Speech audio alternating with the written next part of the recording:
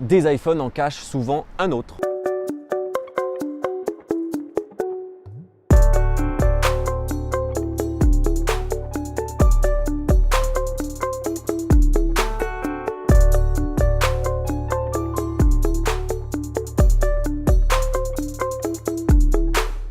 Outre les iPhone 11 Pro et 11 Pro Max, Apple a levé le voile sur l'iPhone 11 tout court, le digne successeur d'un iPhone classique. D'ailleurs, gros pouce bleu dans la barre des pouces bleus si tu kiffes ce genre de vidéo ici faite chez Apple où je peux prendre en main en avant-première tous les produits. C'est génial, donc merci beaucoup Apple. Digne successeur non pas des iPhone 10S mais de l'iPhone 10R, l'iPhone 11 garde son écran LCD de 6,1 pouces en Liquid Retina avec des bordures un peu plus grandes que les modèles Pro. Alors, pourquoi me direz-vous? Eh bien car un écran LCD prend tout simplement plus de place qu'un écran OLED. L'écran reste en True Tone et il est toujours possible de toucher l'écran pour l'activer, mais aussi Haptic Touch est toujours présent. Bref, du côté de l'écran, c'est exactement la même chose que l'année dernière, à savoir avec l'iPhone 10R. C'est quand on passe au dos de l'iPhone que ça change pas mal. Place à 6 coloris très sympas et nouveaux pour certains, ainsi qu'un tout nouveau module photo. Concernant les coloris, on aura droit à un mauve très sobre mais très coloré, un jaune similaire à celui de l'iPhone 10R, un vert somptueux qui est d'ailleurs mon préféré, un noir sobre mais efficace tout comme le blanc, et enfin un Product Red qui fait vraiment plaisir. Bref, il y en aura pour tous les goûts. On remarque également que le logo de la pomme est désormais au centre du produit. C'est déroutant dans un premier cas, mais franchement on l'oublie vite et on s'y fait. Là où ça change pas mal donc, c'est dans le module photo.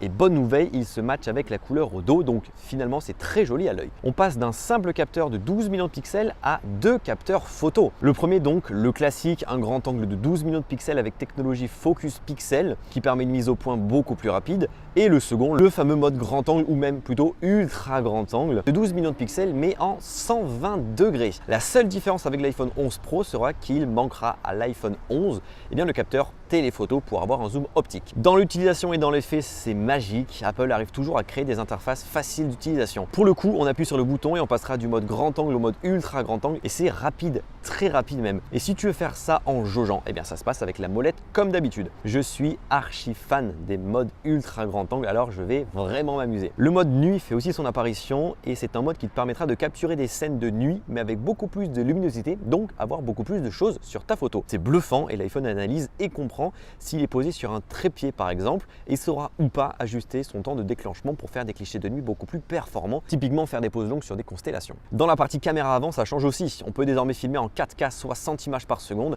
mais aussi la caméra va s'ajuster selon l'orientation, plus s'il y a du monde dans la scène et donc te permettra d'avoir un petit mode ultra grand angle des familles, très pratique et surtout automatique. Le mode portrait en façade avant et même arrière permet désormais de photographier les animaux. Très sympa quand tu as un chien du coup, mais aussi te permettra de faire du détourage en monochrome. Les selfies sont également de la partie. C'est quoi? Eh bien, c'est la possibilité de faire des ralentis à 120 images par seconde en caméra avant ou arrière. Mais du coup, c'est très fun et c'est très rigolo. D'après Apple, il sera étanche à 2 mètres de profondeur pendant 30 minutes.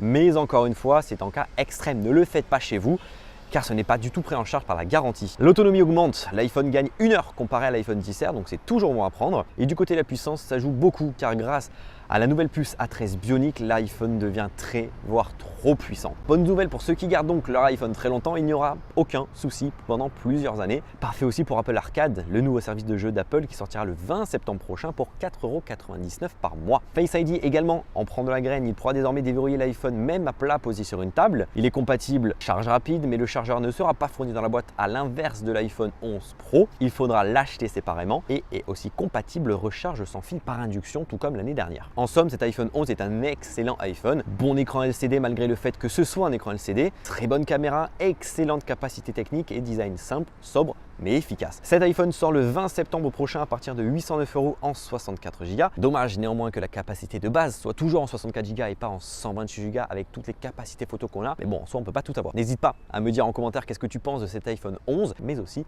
à me dire tu serais plus quoi, iPhone 11 ou iPhone 11 Pro. On se retrouve très vite pour parler de l'Apple Watch dans une prochaine vidéo. Et si ce n'est pas déjà fait, abonne-toi. Allez, bye bye.